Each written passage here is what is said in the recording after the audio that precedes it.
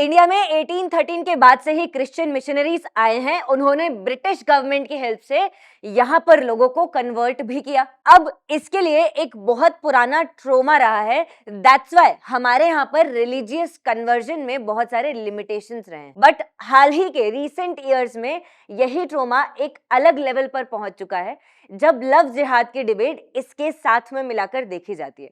That's why 2017 में बहुत सारी बीजेपी रूल्ड स्टेट गवर्नमेंट्स ने रिलीजियस कन्वर्जन्स के खिलाफ लॉज लेकर आए थे, और इसमें मैरिज के थ्रू रिलीजियस कन्वर्जन के भी बहुत सारे एंगल्स थे, एस्पेक्ट्स थे। ऐसे ही यूपी गवर्नमेंट का एक 2021 का लॉ था। अब उस पुराने लॉ में 10 साल तक की पनिशमेंट थी अगर आप किसी को फोर्सफुली रिलीजियसली कन्वर्ट करते हैं, लेकिन अब यही पनिशमेंट 20 इयर्स या फिर लाइफ इम्प्रिजनमेंट तक भी एक्सटेंड हो सकती है अकॉर्डिंग टू रीसेंट अमेंडमेंट्स। अब इससे क्या हमारे कॉन्स्टिट्यूशन प्रोविजंस हैं रिलीजियस प्रैक्टिस, प्रोफेस और प्रोपोगेशन के लिए, क्या उनमें कन्वर्जन का एंगल आता है, क्या डिफरेंस है प्रैक्टिस में, प्रोपोगेशन में, क्या कॉन्स्टिट्यूएंट असेंबली की डिबेट्स हैं, क्या सुप्रीम कोर्ट के जजमेंट्स हैं, क्या ये लॉज ठीक हैं, कहां पर इन लॉज से इंपैक्ट पड़ सकता है। इस पूरे एनालिसिस को आज हम डिस्कस करेंगे with a neutral point of view. So welcome everyone, मैं हूं वीनस आफ्तानी और चलिए स्टार्ट करते हैं आज के हमारे डिस्कशन को। अब यहाँ की प्रोविजंस देखिए आप। सबसे पहले अगर आप फोर्स्ड कन्वर्जन करते हो तब आपको लाइफ इम्प्रिजनमेंट होती है एज अ मैक्सिमम पेनल्टी। पहले ये 10 साल की थी। अब उसके बाद एक सेकेंड प्रोविजन है एक्सपैंडेड एफआईआर रजिस्ट्रेशन।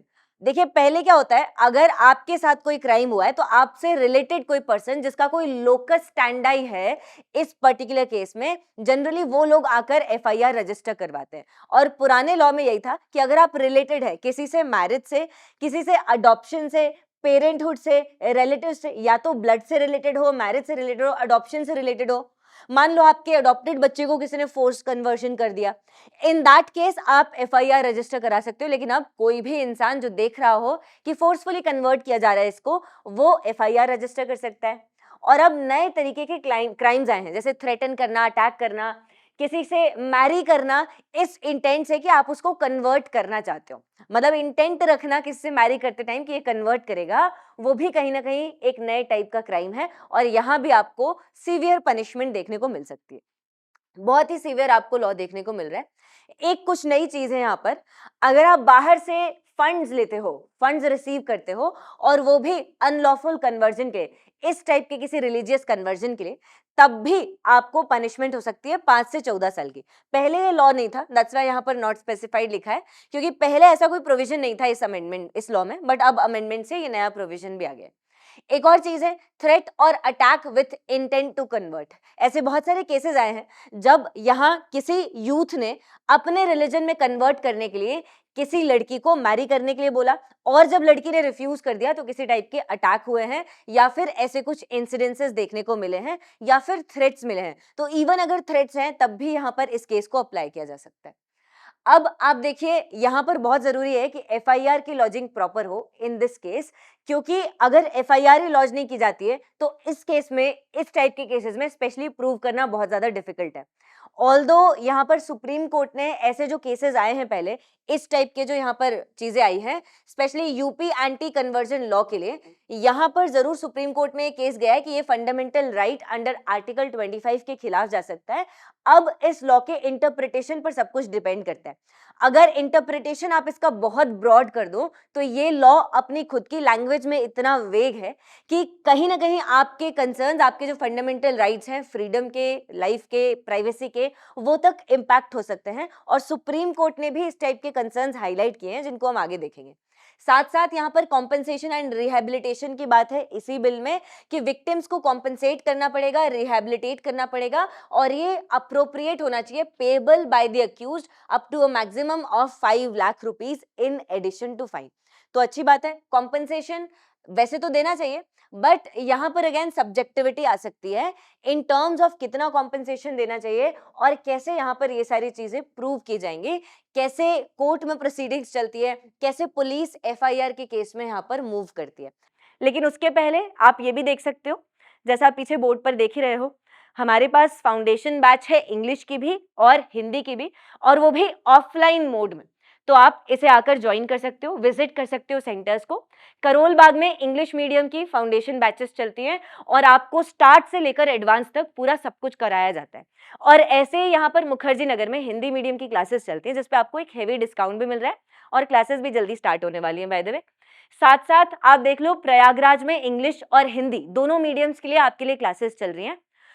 इनफैक्ट ये आपके लिए काफी बेनिफिशियल हो सकती है, क्योंकि यहाँ पर सिर्फ और सिर्फ आपके लिए जीएस के बेसिक सब्जेक्ट्स नहीं है, बट करंट अफेयर्स भी है, सीसैट भी है और ऐसे के भी अलग से सेशंस कंडक्ट करवाए जाएंगे, बिकॉज वी अंडरस्टैंड कि आपको इन सारे एरियाज में कहीं ना कहीं प्रॉब्लम्स फेस करने को मिलती हैं। और साथ साथ टेस्ट सीरीज भी है, full length and sectional test series, चाहे प्रीलिम्स की चाहे मेंस की, क्योंकि टेस्ट प्रैक्टिस करना बहुत ज्यादा जरूरी होता है। और इसके साथ साथ आप मेंटरशिप पे भी अपने आप को एंगेज कर सकते हो इन्हीं कोर्सेज से। कुछ भी डाउट्स हो जाकर ऑफलाइन मोड में मेंटरशिप से पूछ लो, मेंटर से बात कर लो, डाउट्स रिजॉल्व कर लो। एजुकेटर्स के साथ भी इनफैक्ट रेगुलर इंटरेक्शंस रहते हैं, तो ये सब इन सारे कोर्सेज के लिए आप इंक्वायरी करने के लिए वीडियो के डिस्क्रिप्शन में लिंक्स हैं, वहां पर क्लिक कर सकते हो। और इसी के साथ साथ अगर आपको यहाँ पर कुछ फ्री कंटेंट चाहिए और ज्यादा हेल्प चाहिए, कुछ वीडियोस देखने हो, तो आप ऐप डाउनलोड कर सकते हो, अगेन जिसका जो लिंक है वीडियो के डिस्क्रिप्शन में प्रोवाइडेड है। अब आते हैं आज की हमारी मेन डिबेट की तरफ, जो है पूरा इस इशू का एनालिसिस। अब देखिए, जैसा हमने डिस्कस किया स्टार्टिंग में, ब्रिटिश टाइम पीरियड से रिलीजियस कन्वर्जन चलते आ रहे हैं और उनमें से बहुत सारे बाय फोर्स होते हैं, बाय कोवर्जन होते हैं या फिर बाय अल्योरमेंट होते हैं। ये तीन टाइप के टर्म्स ना बहुत ज्यादा जरूरी है। देखिए, फोर्स का मतलब होता है कि आप स्पेसिफिकली किसी को फोर्स करो, किसी को थ्रेटन करो। और अल्योरमेंट का मतलब है कि आप किसी को अल्योर कर रहे हो, जैसे लाइन में लोगों को खड़ा करके ये बोल रहे हो कि देखो भैया, आप यहाँ पर ये जो अनाज है इसको ले जाओ, ये जो ग्रेन्स है इनको ले जाओ, लेकिन रिटर्न में ये यहाँ पर कुछ लिखा हुआ है, इस पर बस साइन कर दो या अंगूठा लगा दो। That is allurement. आपने किसी को ग्रीड दिया, तुम्हें खाना देंगे, शिक्षा देंगे, जैसे कि मिशनरी स्कूल में बच्चों को एडमिशन करवाएंगे, प्रोवाइडेड आपकी पूरी फैमिली क्रिश्चियनिटी में कन्वर्ट हो जाती है। दैट्स वाई आप देखो, प्रिंसली स्टेट्स ने अलग अलग ने यहाँ पर प्रोविजंस बना रखे थे। जैसे रायगढ़ 1936 में इन्होंने ऐसा एक लॉ बना रखा था, स्टेट कन्वर्जन एक्ट से related. Patna freedom of religion act है, अगेन पटना से रिलेटेड। सरगुजा से रिलेटेड 1945 का। और जस्ट इंडिपेंडेंस से पहले उदयपुर प्रिंसली स्टेट ने भी यहाँ पर ऐसा एक लॉ बना रखा था। लेकिन इसके बावजूद यहाँ पर रिलीजियस कन्वर्जन्स चल रहे थे, क्योंकि इसको ब्रिटिश गवर्नमेंट कहीं ना कहीं सपोर्ट कर रही थी। अब इसी से रिलेटेड डिबेट आती है कि क्या right to conversion, that's why constituent assembly में डिबेट आ रही थी कॉन्स्टिट्यूशन बनाते टाइम, कि क्या राइट टू कन्वर्जन को हम फंडामेंटल राइट में रखें। देखिए, हम आगे डिस्कस करेंगे आर्टिकल 25 को, लेकिन उसके पहले की चीजें देख लेते हैं। आर्टिकल 25 फ्रीडम ऑफ रिलीजन के बारे में, और वो भी freedom to practise, profess and propagate. मेरी जो मर्जी, मैं वो रिलीजन प्रैक्टिस कर सकती हूँ, उस रिलीजन के टेनेट्स को मैं आगे प्रोफेस कर सकती हूँ, उसका प्रोफेशन कर सकती हूँ, जैसे कि सिक्स करते हैं अपनी टर्बन्स लगाकर, या फिर मैं उसको प्रोपोगेट कर सकती हूँ, आगे उसको फैला सकती हूँ कि ये धर्म ऐसा है, बेस्ट है, जैसा भी है। अब ये सारी चीजें ठीक है, लेकिन क्या इन चीजों के साथ साथ राइट टू कन्वर्जन भी मेरा एक फंडामेंटल राइट है? जब ये एस्पेक्ट्स आए, तब यहाँ पर एक असेंबली के मेंबर थे लक्ष्मीकांत मित्रा। इन्होंने कहा कि देखिए, जो आपका प्रोपोगेशन है उसका सिंपल मीनिंग है आर्टिकल 25 के हिसाब से कि आपको पीसफुल शेयरिंग करनी है अपने बिलीव्स की। जैसे सिखिज्म अगर आप मानते हो तो आप बताइए कि उसकी क्या टेनेंट्स है, लेकिन फोर्सिबल कन्वर्जन उसमें यहाँ पर अलाउड नहीं है। साथ साथ उन्होंने ये भी कंटेंट किया कि right to propagate could help dispel misconceptions. किसी रिलीजन के बारे में अगर कोई अफवाह फैला रहा है, कोई ऐसी बात बता रहे जो ठीक ना हो, तो आप उसे प्रोपोगेट करके उसके मिसकंसेप्शंस को क्लियर कर सकते हो। और साथ साथ म्यूचुअल अंडरस्टैंडिंग एक डाइवर्स कंट्री, इंडिया जैसी डाइवर्स कंट्री में आप प्रमोट कर सकते हो। That is fine. लेकिन यहाँ पर लोकनाथ मिश्रा सर के क्या पॉइंट्स थे? इन्होंने कंसर्न्स यूज किए प्रोपोगेट टर्म पर, क्योंकि अगर मैं प्रोपोगेट को ही ब्रॉडली इंटरप्रेट करूं तो मैं उसमें कन्वर्जन को भी धीरे धीरे ला सकती हूँ। और प्रोपोगेशन और कन्वर्जन के बीच में जो लाइन है बहुत ही थिन है, बहुत ही फाइन लाइन है। और यहाँ पर एक ये भी बात है कि प्रोपोगेट को बाद में जाकर फोर्सिबल कन्वर्जन्स को जस्टिफाई किया जा सकता है सेम टर्म से। साथ साथ इन्होंने डाइवर्स पोटेंशियल हाईलाइट किया प्रोपोगेशन का, जिसकी वजह से अलग अलग चीजें आई है। इनफैक्ट कॉन्स्टिट्यूएंट असेंबली मेंबर्स ने अपनी ट्रोमैटिक मेमोरी को रिकॉग्नाइज किया, किस तरीके से यहाँ पर कन्वर्जन हुए थे, and that is why they were particularly very concerned about all of this. एक मेंबर है के सांथनम, आप इन्हें जानते होंगे। इन्होंने, इनके अंडर एक कमिटी बनाई गई थी फॉर प्रिवेंशन ऑफ करप्शन, और उसी के बाद लबासना का फॉर्मेशन हुआ था, Lal Bahadur Shastri national academy of administration, जो आप जानते ही हो सब। तो यहाँ अब के सांथनम के हिसाब से देखिए, इन्होंने मास कन्वर्जन्स को यहाँ पर एक्नॉलेज किया और कहा कि अनलिमिटेड राइट टू कन्वर्जन यहाँ पर नहीं होना चाहिए, ठीक है, ताकि आप इस टाइप का जो मिसयूज है उसको आगे जाकर प्रिवेंट कर सके। दूसरे ऐसे मेंबर्स थे जैसे रोहिणी कुमार चौधरी असम से थे।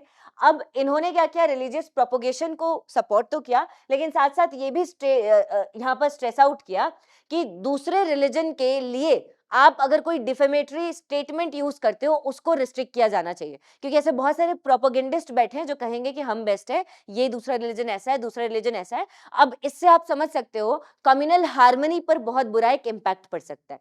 साथ साथ के मुंशी सर है, के मुंशी सर ड्राफ्टिंग जो कमिटी थी कॉन्स्टिट्यूएंट असेंबली के, उसके मेंबर थे, and again he was very crucial in formation of some articles, जैसे आर्टिकल 15 क्लॉज 2 है या आर्टिकल 15 क्लॉज 3 है।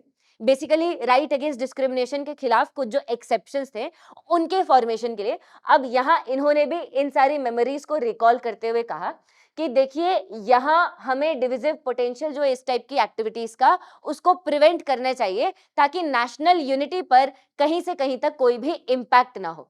नेक्स्ट देखिए, यहाँ पर मास कन्वर्जेंस के लिए रेगुलेशन को हाईलाइट किया गया और इस इशू को बहुत ही सक्सेसफुली यहाँ पर बताया भी गया कॉन्स्टिट्यूएंट असेंबली में। अब ये तो ठीक है, हिस्टोरिकल हमने परसीव्ड थ्रेट्स देखे, और यहाँ एक वैसे मेंबर रोहिणी कुमार चौधरी सर ने ये भी बताया कि देखिए, बहुत सारे ऐसे क्रिश्चियन मिशनरीज हैं जो कृष्णा को बहुत ही एबोमिनेबल स्पिरिट में दिखाते हैं अपने प्रोपोगेंडा में, ताकि वो रिलीजन में एससीज को, एसटीज को, दलित्स को, माइनॉरिटीज को कहीं ना कहीं कन्वर्ट कर सके क्रिश्चियनिटी की तरफ। और ये भी उन्होंने हाईलाइट किया एस्पेक्ट, ताकि इससे नेशनल यूनिटी पर कोई इम्पैक्ट ना हो। अब कुछ चीजें कुछ कॉन्स्टिट्यूएंट असेंबली मेंबर्स ने यहाँ पे प्रपोज की थी in the form of amendments, although हम वो यहाँ पर कॉन्स्टिट्यूशन में एज इट इज नहीं ले पाए, लेकिन ये बहुत नोट करने के वाली बात है, क्योंकि कहीं ना कहीं आपको आंसर्स में ये काम आ जाएगा। जैसे कि सरदार वल्लभ भाई पटेल, अब वल्लभ भाई पटेल यहाँ पर ये बोल रहे हैं कि कोई भी ऐसा conversion bye fraud, undue influence या कोवर्जन यहाँ पर प्रोहिबिटेड होना चाहिए। अब इसको एज इट इज इस एक्सप्लिसिट लैंग्वेज में हमने आर्टिकल 25 में नहीं इंट्रोड्यूस किया है, लेकिन जैसे जैसे सुप्रीम कोर्ट के जजमेंट्स आए हैं बाद में, हमारे कॉन्स्टिट्यूएंट असेंबली और कॉन्स्टिट्यूशन के बनने के बाद, इंडिपेंडेंस के बाद रादर, तब ये चीजें यहाँ पर सुप्रीम कोर्ट के जजमेंट से इंट्रोड्यूस कर दी गई हैं। ऑल्दो आर्टिकल 19 के प्रोवाइजो में तो नहीं है एग्जैक्टली, लेकिन हाँ, आज के टाइम पीरियड पर फोर्सिबल कन्वर्जन होता है तो उसको सजा होती है। बहुत सारे स्टेट गवर्नमेंट के भी ऐसे लॉज अब आ चुके हैं। के मुंशी सर ये बोल रहे थे कि जो यहाँ पर माइनर्स के कन्वर्जन होते हैं उनको आपको प्रोहिबिट करना चाहिए, क्योंकि रॉन्गफुल कन्वर्जन अगर माइनर्स के होते हैं, देखिए माइनर क्या है, माइनर को अपना खुद का कॉन्शियस हो सकता है उसका डेवलप ना हो, उसका अपना खुद का माइंड डेवलप ना हो, और अगर उसका कोई भी कन्वर्जन करता है तो उसको आप फोर्सफुल बोल सकते हो। तो के मुंशी सर इस डिबेट को एक अलग ही डायरेक्शन में ले गए। और साथ साथ एक और मेंबर थे कॉन्स्टिट्यूएंट असेंबली के, तजमुल हुसैन सर। अब इनका रोल भी बहुत क्रूशियल है। जनरली आप मुस्लिम जो कॉन्स्टिट्यूएंट असेंबली के मेंबर्स हैं, आप उनकी डिबेट्स देखोगे तो आपको ये रियलाइज होगा कि पार्टीशन के माहौल के बावजूद कितना एक डाइवर्स एनवायरनमेंट था और कितने फ्रीली लोग यहाँ पर अपने एक्सप्रेशन स्टेटमेंट्स दे रहे थे और नेशनल यूनिटी के लिए कितना कंसर्न थे। तो यहाँ इन्होंने साफ साफ कहा कि देखिए, जो स्टेट इंस्टीट्यूशंस हैं, पब्लिक फंड्स के थ्रू इंस्टीट्यूशंस कभी भी यहाँ पर किसी का कन्वर्जन नहीं करेंगे, ये इंश्योर करना चाहिए, क्योंकि of course India is a secular country. देखिए, हमारा जो सेक्युलरिज्म है वो चाहे फ्रांस जितना स्ट्रिक्ट ना हो, लेकिन ऑफ कोर्स हम, अगर आप देखो तो हम we consider ourselves as a secular country. तो इस स्पिरिट में कहीं ना कहीं बात की गई थी। अब यहाँ देखने वाली ये बात है कि कैसे यहाँ पर हम बैलेंस कर रहे थे पब्लिक ऑर्डर को with the right to freedom of religion. और यहाँ इसलिए डिफरेंशिएट किया गया था between individual conversion and mass conversion. देखिए, अगर किसी जगह पर इकट्ठा होते हैं बहुत सारे लोग, मान लो 100 लोग, 500 लोग, और वहां पर अगर कन्वर्जन होता है तो वहां पे बहुत ज्यादा स्कोप है कि लोगों को शायद लालच दिया होगा। लेकिन बहुत सारे ऐसे कन्वर्जन्स होते हैं जो बिना किसी के फोर्स के, बिना किसी के एल्योरमेंट के बंद कमरों में होते हैं, और वो इंडिविजुअल कन्वर्जन्स होते हैं। इनफैक्ट वो इंडिविजुअल की मर्जी से हो रहे होते हैं बहुत बार। तो कॉन्स्टिट्यूएंट असेंबली के मेंबर्स ने इसको भी कहीं ना कहीं डिफरेंशिएट करने की कोशिश की थी, so that this aspect is also highlighted. और ये डिफरेंशिएट करते करते उन्होंने ये रियलाइज किया था कि हाँ, कन्वर्जन्स को कहीं ना कहीं रिस्ट्रिक्ट करने की जरूरत है।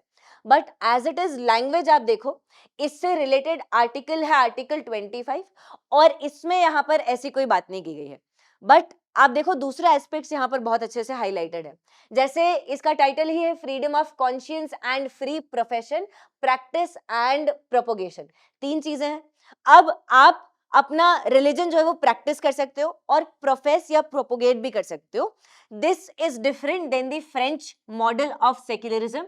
ये फ्रेंच में नहीं होता, फ्रांस या फिर वेस्टर्न यूरोपियन मॉडल में नहीं होता, जहां पर आप प्रोमिनेंटली पब्लिक स्फीयर में अपने रिलीजन को नहीं बता सकते, आप सिर्फ प्राइवेट में यहाँ पर प्रैक्टिस कर सकते हैं। इनफैक्ट कुछ कॉन्स्टिट्यूशन असेंबली मेंबर्स ने यह भी कहा था कि हो सकता है कि रिलीजन को अगर हम प्राइवेट स्फीयर के लिए ही छोड़ दें तो शायद कन्वर्जन या फिर फोर्स कन्वर्जन का कोई सिनेरियो आए ना, और रिलेशंस या फिर जो कंडीशंस है इंडिया की वो पीसफुल रहे। लेकिन एक ये भी बात है कि अगर आप ऐसा करते तो इंडिया के स्पिरिट के काफी खिलाफ जा रहा होता, क्योंकि जैसे गांधी जी भी बोलते थे, रिलीजन हमारी पब्लिक लाइफ का एक हिस्सा है, और आप इंडिया में लोगों को रिलीजन से पर्टिकुलरली 1947 में अलग नहीं कर सकते। तो एक ही एस्पेक्ट है जिसकी वजह से हमने यहाँ इसको रखा है। लेकिन इसके ऊपर रिस्ट्रिक्शंस हैं, किस किस की, लॉ की, पब्लिक ऑर्डर की, हेल्थ की, मोरालिटी की, public order, morality and health and to other provisions of this part. That's why आप देखो, अगर कोई चीज पब्लिक ऑर्डर को इंपैक्ट करती है, किसी के हेल्थ को इंपैक्ट करती है, मोरालिटी को इंपैक्ट करती है, मोरालिटी का इंटरप्रिटेशन कौन देगा? ऑफ कोर्स कोर्ट्स देंगी। तब यहाँ पर हम राइट टू रिलीजन को रिस्ट्रिक्ट कर सकते हैं, और ये हुआ भी है। जैसे पब्लिक में तांडव करना, पब्लिक में आप वेपन्स के साथ निकलना, रैलीज करना, इस टाइप की, उन्हें हम रेगुलेट करने की कोशिश करते हैं। कोई भी रिलीजियस रैली हो, कोई भी रिलीजियस फंक्शन हो, उन्हें लॉ के परव्यू में ही यहाँ पर प्रैक्टिस किया जाता है। अब ऐसे दूसरे एस्पेक्ट्स हैं, जैसे ये सारे लॉज रिस्ट्रिक्ट, ये सारी चीजें रिस्ट्रिक्ट हो सकती हैं, रेगुलेटिंग एंड रिस्ट्रिक्टिंग ऐसी कोई भी एक्टिविटी, इकोनॉमिक, फाइनेंशियल, पॉलिटिकल और सेक्युलर, विच में be associated with religious practice. तो इन टाइप की एक्टिविटीज को रेगुलेट भी किया जा सकता है। और साथ साथ अगर आपको हिंदू इंस्टीट्यूशंस को ओपन करना हो, किसी भी क्लास ऑफ सेक्शंस के लिए हिंदू रिलीजियस इंस्टीट्यूशंस को आपको थ्रो ओपन करना हो, तब भी आप कर सकते हो। Again this is a memory of temple entry bans जो ब्रिटिश टाइम पीरियड पर हाईलाइट किए गए। केरला में टेम्पल एंट्री बैन्स बहुत अच्छे से, इनके खिलाफ प्रोटेस्ट मूवमेंट चले थे। बहुत सारे ऐसे सेक्शंस थे, सो कॉल्ड लोअर कास्टर्स, जिनको टेम्पल्स में एंट्री अलाउड नहीं थी। अब उसके खिलाफ जब ये मूवमेंट्स चले 1920s 1930s में, तब यहाँ पर ये एस्पेक्ट हाईलाइट किया गया था, एंड दैट्स व्हाई इसे ओपन रखा गया है। अब यहाँ पर 2 टर्म्स हैं, एक है हिंदू और एक है हिंदू रिलीजियस इंस्टीट्यूशंस। देखिए, हिंदू का मतलब है सिर्फ और सिर्फ हिंदू नहीं, लेकिन सिख भी, जैन भी और बुद्धिस्ट भी, इस इंटरप्रिटेशन के हिसाब से जो यहाँ पे दिया गया है। और हिंदू रिलीजियस इंस्टीट्यूशन ये क्या है? ये इसी हिसाब से, चाहे सिख का इंस्टीट्यूशन हो, चाहे बुद्धिस्ट का हो, चाहे जैन का हो, वो भी यहाँ इस परव्यू में आता है। मतलब अगर सोशल रिफॉर्म कर रहे हो तो इन सारे सेक्शंस के लिए कहीं ना कहीं आप सोशल रिफॉर्म्स को प्रैक्टिस कर सकते हैं। तो एक तरीके से आप देखो, बहुत ही लैंडमार्क है ये। अब यहाँ पर ये सवाल आता है कि आखिर उसके बाद हुआ क्या, जब हम इसको कॉन्स्टिट्यूशन में ले आए, इंडिपेंडेंस हमें मिल गई। अब इसके बाद होता यह है कि अभी भी क्रिश्चियन मिशनरीज इंडिया में आते जाते हैं, और लोगों को अल्योरमेंट के थ्रू, लोगों को कुछ ग्रीड देकर उनका रिलीजियस कन्वर्जन करने की कोशिश करते हैं। ये स्पेशली देखा गया ट्राइबल एरियाज में, जैसे मध्य प्रदेश में, ओडिशा के बहुत सारे डिस्ट्रिक्ट्स में। तो ट्राइबल्स को, जो गरीब थे, जो पिछड़े थे, उनको अनाज देना, उनको क्यू में खड़ा करके उनको कुछ किताबें देना, बेसिक चीजें देना और उनको बोलना कि यहाँ पर अंगूठा लगा दो, और उन्हें पता भी नहीं होता था वो किस चीज पे साइन कर रहे हैं, लेकिन एक्चुअल में वो इस चीज पे साइन कर रहे थे कि मैं क्रिश्चियनिटी में अपने आप को कन्वर्ट कर रहा हूं। ऐसे बहुत सारे केसेस हाईलाइट किए गए। 1960s में इनफैक्ट मध्य प्रदेश में एक कमिटी सेटअप हुई थी जिसका नाम था नियोगी कमीशन।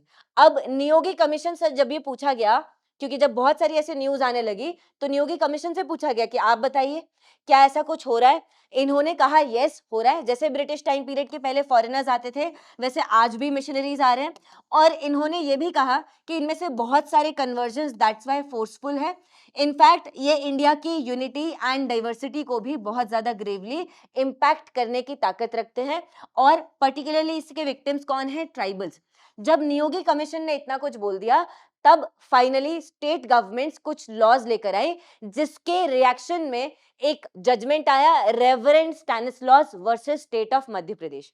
बट इसको डिस्कस करने से पहले लेट अस सी कि स्टेट गवर्नमेंट्स की आखिर वो कौन कौन सी स्टेप्स थी, इसके बाद ही हम यहाँ पर इन जजमेंट्स को देख पाएंगे। तो देखिए, इस टाइप से ये पूरा इशू यहाँ पर चलता जाता है। और ये आपके जजमेंट्स हैं जो स्टार्टिंग में आए। ओडिशा का जो आपका एक्ट था, Odisha freedom of religion act, ये 1967 का सबसे पहला ऐसा लैंडमार्क एक्ट था आफ्टर इंडिपेंडेंस, जो फोर्सफुल रिलीजियस कन्वर्जन के खिलाफ था। एक और एक्ट था मध्य प्रदेश का 1968 का, मध्य प्रदेश धर्म स्वतंत्रता अधिनियम। अब इन दोनों के प्रोविजंस में स्लाइट डिफरेंस था, लेकिन इनका जो बेसिक स्पिरिट था वो यही था कि हमें एटलीस्ट रिलीजियस कन्वर्जन्स को प्रिवेंट करने की ज्यादा कोशिश करनी है, क्योंकि जैसे ही हम right to religious conversion provide करते हैं तो लोग उसका मिसयूज करते हैं, और स्पेशली यहाँ पर फोर्सफुल या कोअर्सिव रिलीजियस कन्वर्जन स्टार्ट हो जाते हैं। दैट्स वाई फिर क्या हुआ, ये जजमेंट आया और यहाँ सुप्रीम कोर्ट ने साफ साफ कहा कि देखिए, आर्टिकल 25 आपको राइट टू कन्वर्ट नहीं देता है। आप ये अगर कहते हो कि मैंने किसी से साइन करवा दिया तो वो मेरा राइट है, ऐसा नहीं है।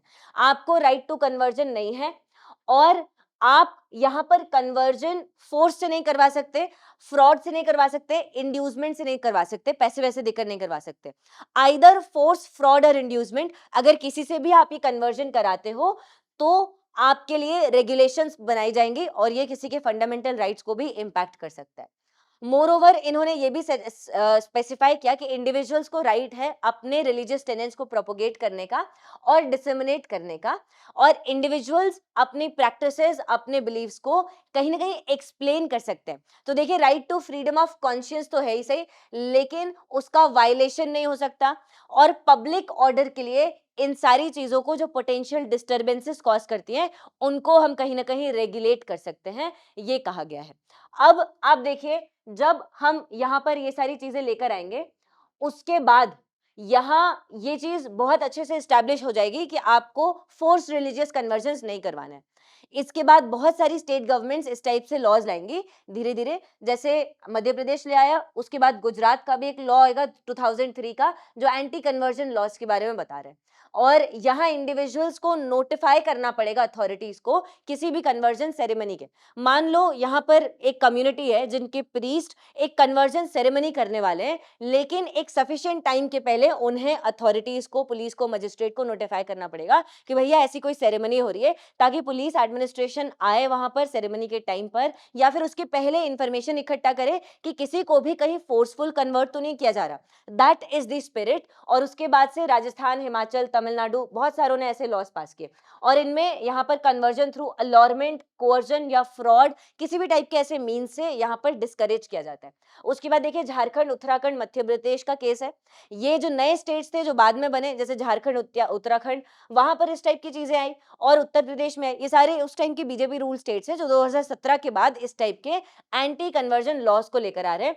और उत्तर प्रदेश के कन्वर्जन एक्ट में साफ साफ कहा गया है कि आप कन्वर्जन जो मैरिज से रिलेटेड है उनको आप नहीं करवा सकते हो। मतलब अगर आपको मैरी करना हो तो ठीक है, keep your religious identity as it is, लेकिन आप मैरी के लिए कन्वर्जन नहीं करवा सकते, राइट। तो यहाँ पर इतनी सारी चीजें आई। स्पेशली ये जो 2021 का एक्ट है, इसके लिए सुप्रीम कोर्ट में बाद में एक पिटिशन भी गई थी। एक लॉयर है अश्विनी कुमार उपाध्याय, उन्होंने 2019 में कहा, पिटिशन दी कि देखिए, बहुत सारे ऐसे फोर्सफुल रिलीजियस कन्वर्जन हो रहे हैं, तब सुप्रीम कोर्ट ने इसके लिए गवर्नमेंट को बोला भी था कि आप इस टाइप के जो रिलीजियस कन्वर्जन है उनको रेगुलेट कीजिए। फिर जब उत्तर प्रदेश का जब ये एक्ट आता है तो ये भी कोर्ट में जाता है और यहाँ इसके कुछ प्रोविजंस पर कोर्ट ने भी ऐसा कहा था कि हो सकता है कि ये किसी के फंडामेंटल राइट्स को कहीं ना कहीं वायलेट करे। तो तब से ये सारी चल रही है। Madhya Pradesh freedom of religion act आता है 2021 का। अब यहाँ पर जो प्रोविजंस है वो और स्ट्रिक्ट हो जाते हैं। उत्तर प्रदेश वाले में आपको 30 डेज का नोटिस करना पड़ता है अगर आप किसी को कन्वर्ट करना चाहते हैं, रिलीजियस सेरेमनी रख रहे कन्वर्जन के लिए, उसके लिए। लेकिन अगर आप ऐसी कोई सेरेमनी अपहोल्ड करते तो मध्य प्रदेश एक्ट के हिसाब से 60 डेज का आपको नोटिस देना ही देना पड़ेगा, अदरवाइज काम नहीं चलेगा। साथ साथ यहाँ पर जो पेनल्टीज हैं वो भी अलग अलग हैं, अलग अलग स्टेट्स के हिसाब से।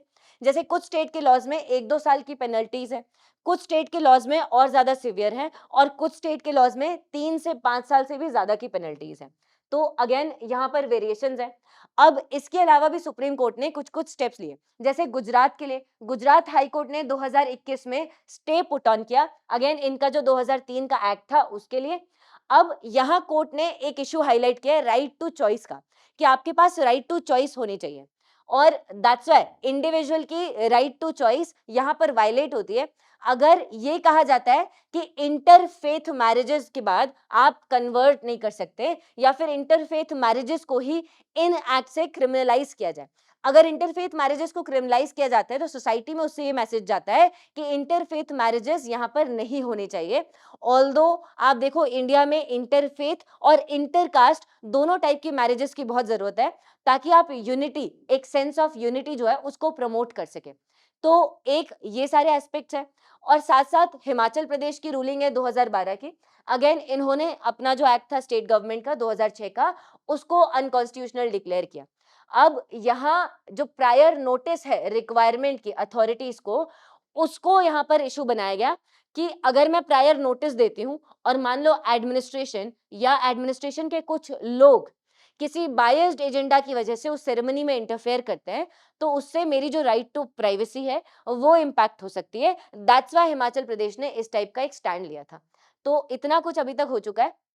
इनफैक्ट अगर आप देखो 2023 में मध्य प्रदेश का जो 2021 का एक्ट है उसको भी अनकॉन्स्टिट्यूशनल डिक्लेयर किया गया है और यहाँ पर जो need for pre conversion declarations हैं उनको राइट टू प्राइवेसी के अगेंस्ट बोला गया। देखिए पुट्टास्वामी जजमेंट 2017 का, इसने राइट टू प्राइवेसी को फंडामेंटल राइट बोला है, ठीक है। अब एक बार राइट टू प्राइवेसी को आपने फंडामेंटल राइट बोल दिया, as part of right to life बोल दिया। अब अगर ऐसी कोई डिक्लेरेशन लॉ मुझसे रिक्वायर करता है कन्वर्जन के पहले कि नहीं ये मेरी मर्जी से हुआ है वगैरह वगैरह, अब यहाँ पर ये मेरा डेटा रिवील कर रही है, ये मेरी प्राइवेट लाइफ के कुछ एस्पेक्ट स्टेट के सामने और हो सकता है सोसाइटी के सामने भी रिवील कर दे, दैट्स व्हाई इन प्रोविजंस को अनकॉन्स्टिट्यूशनल डिक्लेयर किया था।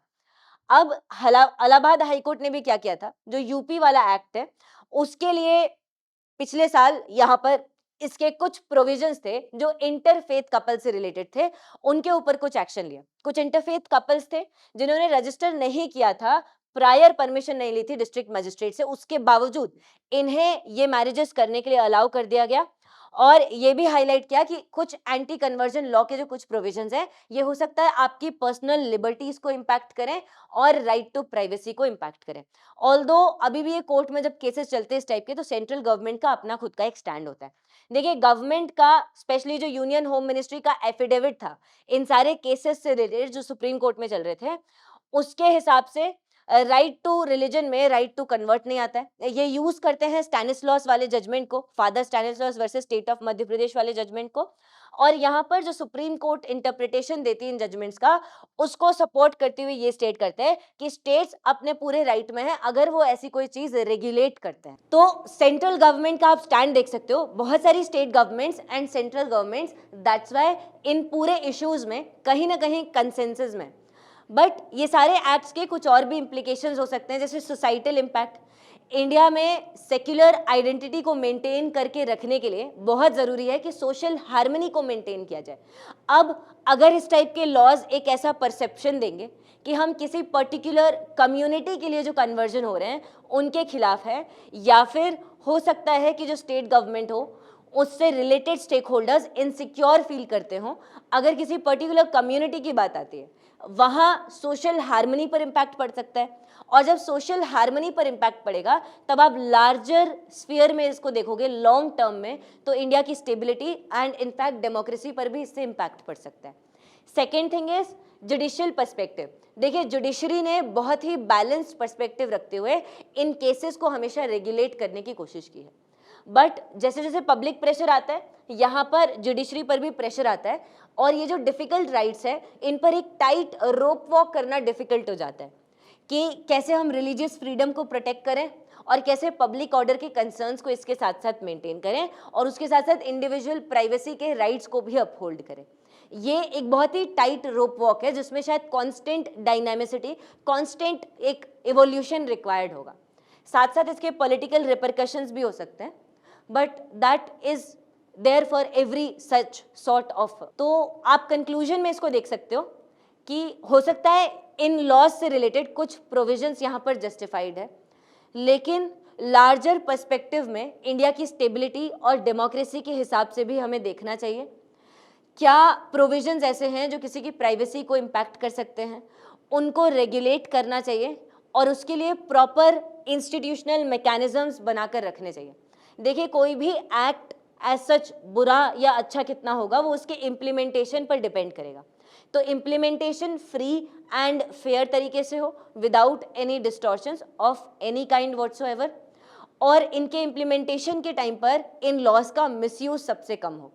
अगर ऐसा होता है तो पब्लिक ट्रस्ट इंडिया के लॉज में, चाहे यूनियन के चाहे स्टेट के, मेंटेन रहेगा, और जब पब्लिक का ट्रस्ट मेंटेन रहेगा तो पब्लिक अपनी तरफ से लॉ को हाथ में लेने की कोशिश नहीं करेगी एंड डेमोक्रेसी एंड स्टेबिलिटी हमारे यहाँ कंटिन्यूड रहेगी। तो इसी के साथ मिलते हैं नेक्स्ट सेशन में। अपने कमेंट्स में ज़रूर बताइएगा और क्या क्या टॉपिक्स हैं जो आप चाहते हैं। Thank you so much people. Like share subscribe and stay connected.